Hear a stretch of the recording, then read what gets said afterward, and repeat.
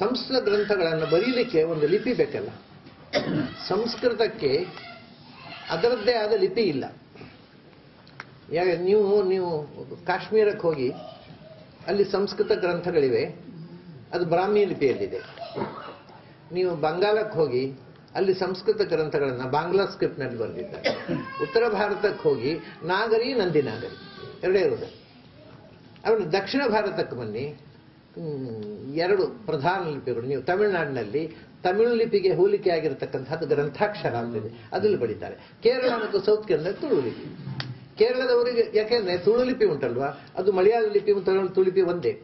ಯಾಕೆ ಹಾಗಾಯಿತು ಅಂದರೆ, ಒರಿಜಿನಲಿ ತೌಳವರು ಶಾಸ್ತ್ರ ಗ್ರಂಥಗಳನ್ನ ಬರೆಯುವುದಕ್ಕೋಸ್ಕರ ಒಂದು ಲಿಪಿಯನ್ನು ಇನ್ವೆಂಟ್ ಮಾಡಿದರು. ತುಳು ಲಿಪಿ ತುಳು ಭಾಷೆಗೋಸ್ಕರ ಇರುವಂತಹದ್ದಲ್ಲ, ಅದು ತುಳುವರು ಸಂಸ್ಕೃತವನ್ನು ಬರೆಯುವುದಕ್ಕೋಸ್ಕರ ಬಳಸಿದ ಲಿಪಿ. So it is invented by Tuluvas, not for the writing of Tulu language. Sanskrit ಗ್ರಂಥಗಳನ್ನು ಬರೆಯಲಿಕ್ಕೆ ತುಳು ಲಿಪಿಯನ್ನು ಅವರು ಸೃಷ್ಟಿ ಮಾಡಿಕೊಂಡರು. ಯಾಕೆಂದರೆ ತುಳು ಲಿಪಿ ಬಹಳ ಸುಂದರವಾದ ಲಿಪಿ. ಅದು ಮಾತ್ರ ಈ ತಾಡವಾಲೆಯಲ್ಲಿ ಬರೀಬೇಕಲ್ವಾ, ನೀವು ಈ ಸಂಸ್ಕೃತ, ಈಗ ನಾವು ಸಂಸ್ಕೃತ ಅಂತ ಹೇಳ್ತೇವಲ್ಲ, ಅದನ್ನು ತಾಡವಾಲೆಯಲ್ಲಿ ಬರೀಲಿಕ್ಕೆ ಆಗೋದಿಲ್ಲ. ಯಾಕೆಂದ್ರೆ ನೀವು ಹೀಗೆ ಅದಕ್ಕೆ ಮೇಲಕ್ಕೆ ಅಡ್ಡ ಕಟ್ಟು ಸೀರೆ ಹೇಳಿಬಿಟ್ರೆ ಆ ಪಾಮ್ ಲೀಫ್ ಉಂಟಲ್ಲ ಕಟ್ಟಾಗಿ ಹೋಗುತ್ತೆ ಅಲ್ಲಿಗೆ. ಅದರಿಂದ ಪಾಮ್ ಲೀಫಿನಲ್ಲಿ ಬರೀಬೇಕಾಗಿದೆ ಅಕ್ಷರ ಬಳ್ಳಿ ಆಗಿರಬೇಕು. ಸ್ಟ್ರೈಟ್ ಲೈನ್ ಇದ್ರೆ ಕಟ್ಟಾಗಿ ಹೋಗುತ್ತೆ ಅದು ಆ ಓಲೆ. ಇಡೀ ತುಳು ಲಿಪಿ ಅನ್ನೋದು ಬಳ್ಳಿ ಆಗಿದೆ. ಬಳ್ಳಿ ಅಂದರೆ ಬಳ್ಳಿ, ಅದು ಬ್ಯೂಟಿಫುಲ್ ಬಳ್ಳಿ ಅದು. ಅದನ್ನು ಹಾಗಾಗಿ ಮತ್ತೆ ತಮಾಷೆ ಏನು ಗೊತ್ತುಂಟ, ಅದನ್ನು ಒಂದು ಅಕ್ಷರ ಈ ಮೂರು ಉಂಟಲ್ವ, ನಾವು ಇಂಗ್ಲೀಷ್ನಲ್ಲಿ ಮೂರು ಅಂತ ಬರೀತೇವಲ್ಲ, ಅದು ದ ತುಳುವಿನಲ್ಲಿ. ಅದು ಹೀಗೆ ಬರೆದರೆ ದ ವರ್ಟಿಕಲ್ ಆಗಿ, ಅದನ್ನ ಹೊರಿಸೆಂಟಲ್ ಆಗಿ ಬರೆದರೆ ಕೆಳಮುಖ ಮಾಡಿದ್ರೆ ನ, ಮೇಲ್ಮುಖ ಮಾಡಿದ್ರೆ ಧ. ಅಂದರೆ ಎಷ್ಟು ಚಿನ್ನ ನೋಡಿ, ತಾ ಥಾ ದಾ ಧ ನ ಒಂದೇ ಅಕ್ಷರ. ಅದನ್ನು ಅಡ್ಡ ಮಲಗಿಸಿದ್ರೆ ದ ಆಗುತ್ತೆ, ನೆಟ್ಟಿಗೆ ಮಲಗಿಸಿದ್ರೆ ಧ ಆಗುತ್ತೆ. ಹೀಗೆ ಬಹಳ ತುಂಬ ಬ್ಯೂಟಿಫುಲ್ ಆದ ಲಿಪಿ ಅದು. ಅದನ್ನು ಈ ತಾಡವಾಲೆಯಲ್ಲಿ ಬರೀಲಿಕ್ಕಂತೂ ತುಂಬ ಉಪಯುಕ್ತ. ಅದು ಗ್ರಂಥಾಕ್ಷರ, ತಮಿಳುನಾಡಿನಲ್ಲಿ ಗ್ರಂಥಾಕ್ಷರ.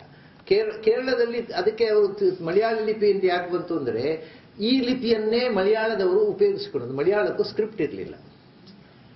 ಸೊ ಅವ್ರು ಏನು ಮಾಡಿದ್ರು, ನಮ್ಮ ಸೌತ್ ಕೇಂದ್ರದವರು ಪೂಜೆಗೆ ಅಂತ ಅಲ್ಲಿಗೆ ಹೋದರು. ಪೂಜೆಗೆ ಅಂತ ಅಲ್ಲಿಗೆ ಹೋಗಿ ಅಲ್ಲಿ ಪೂಜೆಗೆ ನಿಂತರು. ಯಾಕಂದರೆ ಸಾಮಾನ್ಯವಾಗಿ ಹಿಂದೆ ಕೇರಳದವರು ಪೂಜೆಗೆ ಇಲ್ಲಿಂದಲೇ ಹೋಗೋದು, ಏನೋ ಗೊತ್ತಿಲ್ಲ. ಅಲ್ಲಿ ಇವತ್ತಿಗೂ ಕೂಡ ಅಲ್ಲಿ ದೇವಸ್ಥಾನಗಳಲ್ಲಿ ಅನಂತ ಶಯನದಲ್ಲೇ ಆಗಲಿ, ಕೊಚ್ಚಿಯಲ್ಲಿ, ಎಲ್ಲಿ ಬೇಕಾದ್ರೆ ಹೋಗಿ ಅಲ್ಲಿ ಪೂಜೆ ಇರುವವರು ಶಿವಳ್ಳಿಯವರು. ಅವರು ಕೇರಳದವರು ಪೂಜೆ ಮಾಡೋಲ್ಲ. ಯಾಕೆ ಮಾಡ್ತಿರ್ಲಿಲ್ಲೋ ಗೊತ್ತಿಲ್ಲ. ಅದಕ್ಕೆ ನಮ್ಮಲ್ಲಿ ಒಂದು ಕಥೆ ಇದೆ. ನಂಬೂದರಿಗಳು ಅವರು ದೇವರನ್ನು ಅದ್ರ ದೇವಸ್ಥಾನ ಪೂಜೆ ಮಾಡೋದು ಬಿಟ್ರಂತೆ. ಯಾಕೆ ಅಂದರೆ ನಂಬೂದರಿಗಳೆಲ್ಲ ಶಂಕರಾಚಾರ್ಯ ನಂಬೂದರಿ. ಇದು ನಡೆದದ್ದೌದೈತೆ. ಶಂಕರಾಚಾರ್ಯ ತಾಯಿ ತೀರಿಕೊಂಡಾಗ ಊರಿನವ್ರು ಯಾರು ಸಂಸ್ಕಾರ ಮಾಡಲಿಕ್ಕೆ ಹೇಳಲಿಲ್ಲ. ಯಾಕೆಂದರೆ ಆಕೆ ಬಹಿಷ್ಕಾರ ಇತ್ತು.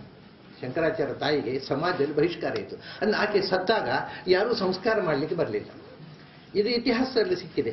ಕಡೆಗೆ ಸ್ವತಃ ಶಂಕರಾಚಾರ್ಯರೇ ತಾಯಿಯ ಹೆಣವನ್ನು ಹಿಡ್ಕೊಂಡು ಹೋಗಿ ಸಂಸ್ಕಾರ ಮಾಡಿತ್ತು. ಸನ್ಯಾಸಿ ಸಂಸ್ಕಾರ ಮಾಡಿದ್ರಿಂದ ಆಶಾವತ್ಯ ಬಂತು ಅಂತ ದೇವರು ಪೂಜೆ ಮಾಡೋದು ಬಿಟ್ಟುಬಿಟ್ರು. ಇದು ರೂಢಿಯಲ್ಲಿರುವ ಕಥೆ. ಅದು ಎಷ್ಟು ಸತ್ಯವೋ ಸುಳ್ಳು ಗೊತ್ತಿಲ್ಲ. ಹಾಗಾಗಿ ಏನು ಮಾಡಿದ್ರು, ಅವರು ಇಲ್ಲಿಂದ ತರಿಸಿಕೊಂಡ್ರು ತೌಳವರನ್ನ ಪೂಜೆಗೆ. ಇವತ್ತಿಗೂ ತೌಳವರೇ ಪೂಜೆ ಮಾಡೋದು ಅಲ್ಲಿ. ಕೇರಳದ ಎಲ್ಲ ದೇವಸ್ಥಾನಗಳಲ್ಲಿ ತೌಳವರೇ ಪೂಜೆ ಮಾಡೋದು. ಅದಕ್ಕೆ ಅಲ್ಲಿ ಇರತಕ್ಕ ಬ್ರಾಹ್ಮಣರನ್ನ ನಂಬೂದಿರಿ ಅಂತ ಕರೀತಾರೆ. ಇಲ್ಲಿಂದ ಹೋದ ಬ್ರಾಹ್ಮಣನ ಪೋತಿ ಅಂತ ಕರೀತಾರೆ. ಪೋತಿಗಳು ಅಂದರೆ ತುಳುನಾಡಿನಿಂದ ಹೋಗಿ ಪೂಜೆಗೆ ನಿಂತ ಬ್ರಾಹ್ಮಣರು, ಅವನು ಪೋತಿಗಳು ಅಂತ. ಅವರು ಹೋಗುವಾಗ ಏನು ಮಾಡಿದರು, ಮಂತ್ರದ ಪುಸ್ತಕಗಳನ್ನು ತುಳು ಲಿಪಿಯಲ್ಲಿ ಬರ್ಕೊಂಡು ಹೋದರು. ಅವರಿಗೆ ಒಳ್ಳೇದಾಯ್ತು. ಅವ್ರಿಗೆ ಲಿಪಿ ಇರಲಿಲ್ಲ, ಮಲಯಾಳಕ್ಕೆ ಲಿಪಿ ಇರಲಿಲ್ಲ. ಅದ ತಕ್ಷಣ ಏನು ಮಾಡಿದರು, ಇದನ್ನು ಅಡಾಪ್ಟ್ ಮಾಡಿಕೊಂಡ್ರು ಬರೀಲಿಕ್ಕೆ. ಅದಕ್ಕೆ ಮೊದಲ ಹೆಸರು ತುಳು ಮಲಯಾಳಂ ಸ್ಕ್ರಿಪ್ಟು ಅಂತ ಕೊಟ್ಟರು. ಆಮೇಲೆ ಕ್ರಮೇಣ ತುಳುವರಿಗೆ ಈ ಲಿಪಿ ಬೇಡ ಆಯಿತು, ಅವ್ರಿಗೆ ಬೇಕಾಯಿತು, ಮಲಯಾಳಂ ಸ್ಕ್ರಿಪ್ಟ್ ಆಗಿ ಉಳಿಯಿತು. ಈ ತುಳುವರು ಮರೆತರು ಈ ದೊಡ್ಡ ಸಂಪತ್ತಿರು. ಆ ಲಿಪಿ ಉಂಟಲ್ಲ, ನಿಮಗೆ ಮ್ಯಾನುಸ್ಕ್ರಿಪ್ಟಿಗೆ ಬರೀಲಿಕ್ಕೆ ತಾಡವಾಲೆಯಲ್ಲಿ ಅಂತಹ ಸುಂದರವಾದ ಲಿಪಿ. ಅದು ಬಳ್ಳಿ ಹಾಗೆ, ಅದರಲ್ಲಿ ಒಂಥರ ಆ ಲಿಪಿ ಎಲ್ಲಿಯೂ ಸರಳ ರೇಖೆ, ಅಡ್ಡವೂ ಇಲ್ಲ, ನೀಟವೂ ಇಲ್ಲ, ಬರೀ ಬಳ್ಳಿ. ಅದನ್ನು ನೋಡಿ, ಈ ಮೂರು ಬರೀತಿರಲ್ವಾ, ಅದ್ರ ಕೆಳಗೆ ಸ್ವಲ್ಪ ಮುಂದೆ ಕೇಳಿದ್ರೆ ಅದು ಓ ಆಗುತ್ತೆ. ಅದಕ್ಕೆ ಒಂಚೂರು ಬಾಲ ಕೊಟ್ಟರೆ ಓಂ ಆಗುತ್ತೆ. ಈಗ ಎಲ್ಲ ಕಡೆ ಚಾಲ್ತಿಗಳು ಓಂ ಉಂಟಲ್ವಾ, ಅದು ತುಳು ಲಿಪಿಯ ಓಂ, ಹಿಂದಿದ್ದಲ್ಲ, ಸಂಸ್ಕೃತದ್ದಲ್ಲ. ಅದನ್ನು ಆಚಾರ್ಯರ ಎಲ್ಲ ಗ್ರಂಥಗಳನ್ನು ಋಷಿತೀರ್ಥರು ಬರೆದಿಟ್ಟದ್ದು ಆ ಲಿಪಿಯಲ್ಲಿ. ಯಾಕೆಂದ್ರೆ ಸಂಸ್ಕೃತಕ್ಕೆ ಅದಕ್ಕೆ ಅದರದ್ದೇ ಆದ ಲಿಪಿ ಇಲ್ಲ. ಸಂಸ್ಕೃತ್ ಸ್ಕ್ರಿಪ್ಟ್ ಅಂತ ಒಂದಿಲ್ಲ. ನಾನು ತಮಾಷೆಗೆ ಹೇಳೋದು, ತುಳು ಭಾಷೆಗೂ ಲಿಪಿ ಇಲ್ಲ. ತುಳು ಲಿಪಿ ಅನ್ನೋದು ಸಂಸ್ಕೃತವನ್ನು ಬರಲಿಕ್ಕೋಸ್ಕರ. ಯಾಕೆಂದ್ರೆ ತುಳು ಭಾಷೆಯಲ್ಲಿ ಬೇರೆ ಬೇರೆ ಆಕ್ಸೆಂಟ್ಗಳಿವೆ, ಇಂಗ್ಲಿಷ್ನ ಹಾಗೆ. ತುಳುವಿನಲ್ಲಿ ಅವನು ಮಾಡಿದ ಮತ್ತು ನಾನು ಮಾಡಿದೆ ಅನ್ನುವುದಕ್ಕೆ ಆಯೆ ಅಂತೆ, ಏನು ಅಂತೆ ಬರೀ ತೇ ಮತ್ತು ತೆ, ಅಂತೆ ಅಂತೆ.